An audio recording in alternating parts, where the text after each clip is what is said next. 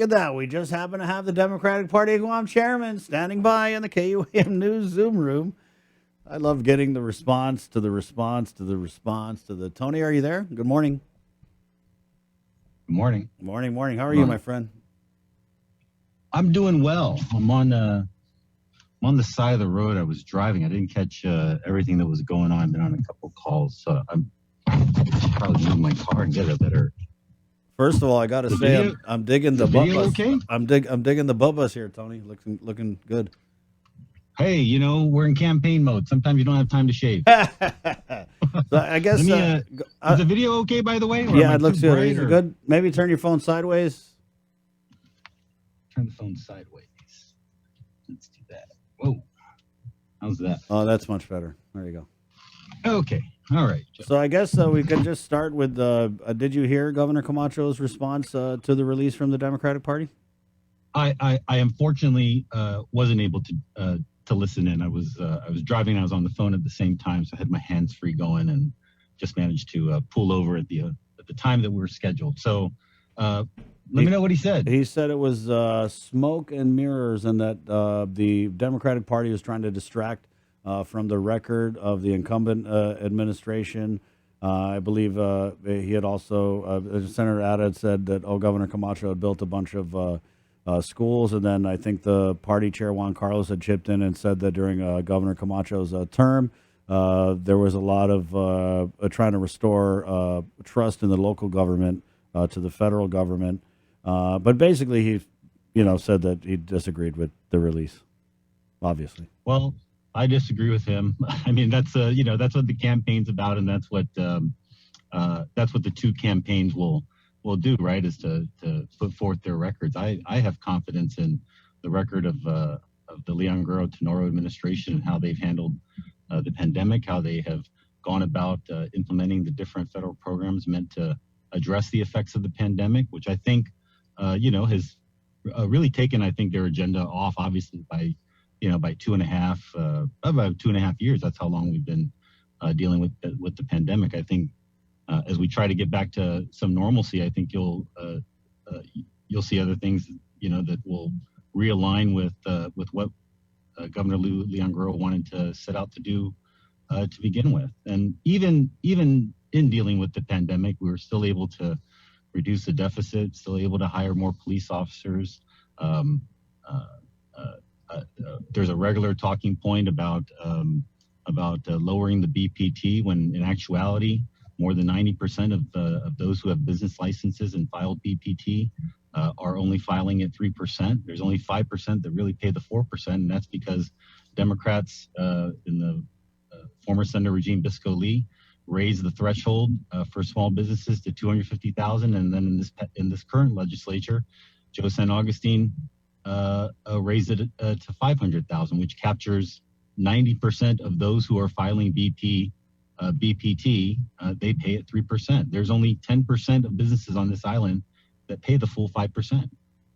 And so we did all this, and this is all being done during the pandemic, and right. and it has been tough, and there have been difficult decisions that have needed to be made to address the pandemic from the get-go until now.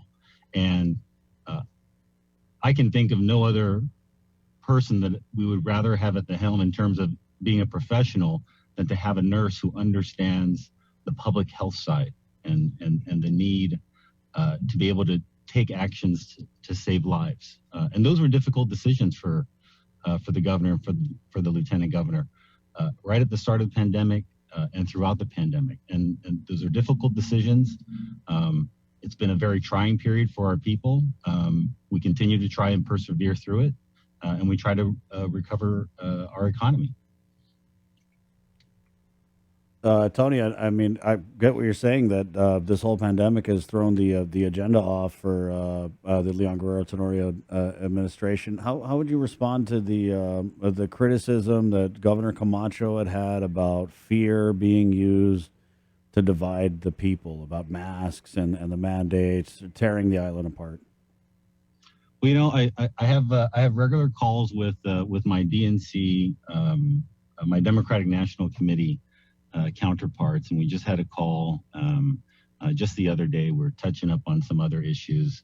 It was about voter suppression, and I told him, I said, I said the Republican Party here doesn't seem to be following the trends of national Republicans in terms of trying to introduce legislation or to suppress voters.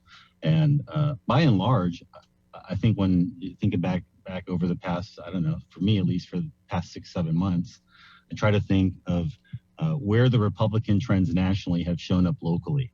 And I just caught like the last 2 minutes of your interview with with former Governor Camacho, and was absolutely flabbergasted that he did not recognize the duly elected president of the United States.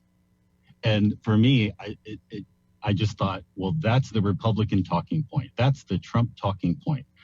I'm absolutely flabbergasted about that. I don't know how that doesn't make your top news. I don't know how that's not a top story. Yet we have another Republican former governor that does not recognize who the president of the United States is. I mean, he's taken a page out of the book of Ron DeSantis and others, and I'm really flabbergasted over it.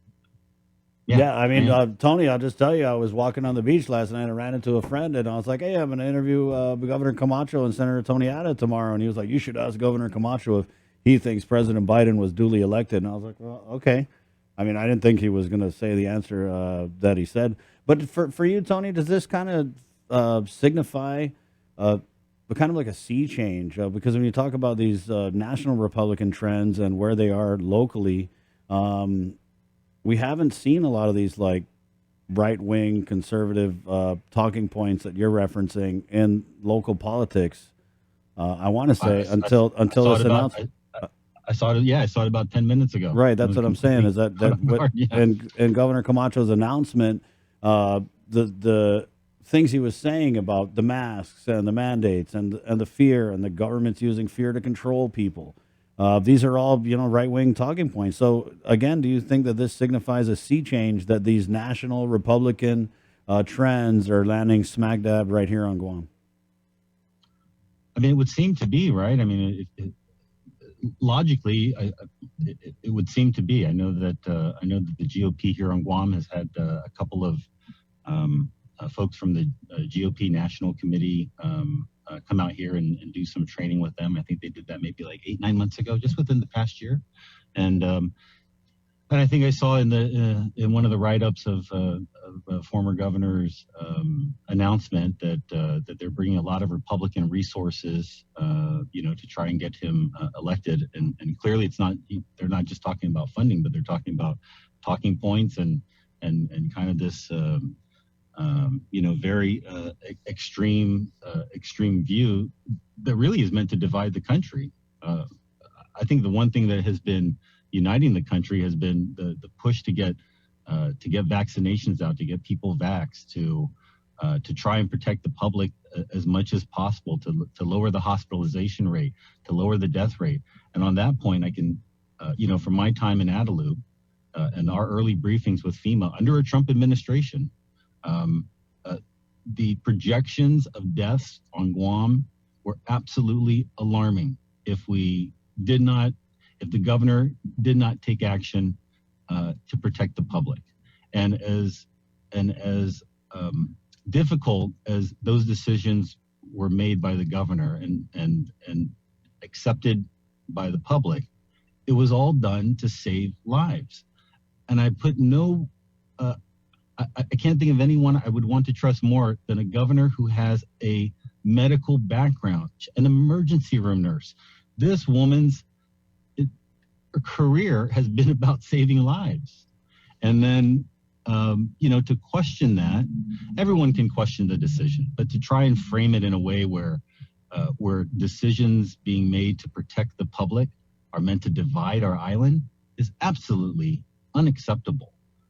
I think the Camacho Atta campaign needs to find some new talking points, because these things are not meant to divide the island. You may want to talk about freedom, but the things that are in place, the things that have been put in place for the past 2 years, have been to save people's lives. I mean, and to lower our own hospitalization rate, so that we're not bursting at the seams with with people who need to be hospitalized because they've been infected by COVID-19. Tony, while we're talking about divide, let's just get right into. I'm pretty sure you're aware of the relationship between Congressman Michael Nicholas and Governor Felix Camacho. There's some type of familial relationship, but he did it as an announcement. Governor Camacho had said on the Tuesday press conference that there will be a Democratic uh, primary election on the gubernatorial side. He said it again this morning. Oh, he's a little less firm on it, but he's talking about Congressman Michael Nicholas. The congressman has said he's seriously considering running. You know, if he does throw his hat into the ring, does this kind of change you guys' game plan at all? Well, I think with anyone who enters the race to become governor, it absolutely changes the approach of any campaign, whether it's the Leon Guerrero Tenorio campaign or the Camacho Attic campaign. As much as former Governor Camacho talks about creating things to create division, I mean, clearly he's throwing that out there to stir up hopefully a division within the Democratic Party. And I don't want to speculate whether or not Mr. San Nicolas is going to run or not. I've heard some folks, comment about it. I mean, he's been talking about it for many months now, and there are a lot of people that believe that that Mr. San Nicolas wants to run away from Congress instead of really running for governor. And I think that's probably because he has the continuing or the ongoing ethics investigation that he has to deal with. I don't want to speculate on what his decision is going to be or not. If former Governor Camacho has more of a inroad to that decision because there's more familial ties with Mr. San Nicolas, and take it at face value right now until Mr. San Nicolas makes a final decision. How do you kind of tippy toe? Because I mean, you're the Democratic Party chair, and you just based on just what you just said, it doesn't sound like you support the congressman. And I know he's had his issues with the party. So are we like done trying to play? Let's be nice to everybody who's a Democrat, or? Well, I'd love to try and elect Democrats. I respect all Democrats because I think at a fundamental level we all have similar core values that we want to try and implement and effectuate to better the lives of those who call Guam home. I'm the Democratic Party chair because, in large measure, because Governor Leon Guerrero wanted me to be the Democratic Party chair. She's the titular head of this party, and so the party supports the incumbent. I think it's pretty clear what I need to do, which is to try and keep the incumbent in office. Anything in closing, Tony? Before we let you go, my panel's getting itchy. No. It's. I'm still going back to how flabbergasted I am over Governor Camacho's comments. But I mean, it is what it is. I mean, it's a partisan election, and he's a Republican, and those are the talking points. So I mean, I'm a little surprised, but then again, not really. I kind of could see where he stands just based on his comments at the announcement, which he was talking about the mask and the vaccine mandates, which again the conservative talk. It is what it is, and there are talking points and different issues that will obviously penetrate into our island and our own political discourse. But at the same time, Chris, I would like to think because we're a small community, we're a little bit more. We're not as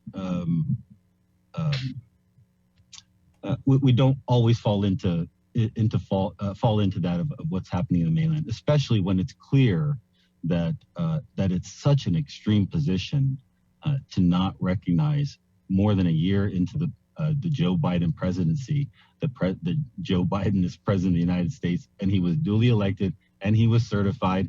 And Governor Camacho, I guess you're listening to former President Trump, but maybe you need to listen to Mike Pence as well. He's a Republican too, and he's a constitutionalist, and he knows that Joe Biden was president because he certified the election. Thank you, Tony. Okay, thanks, Chris. Right on. Take it easy, my friend. Take care. Guys, just to be clear, I did put out the ask to Governor Lulian Guerrero and asked if she and Lieutenant Governor Josh Tenorio could come on, just in the spirit of fairness, all about the fairness. However, we didn't get a response, and that's why we had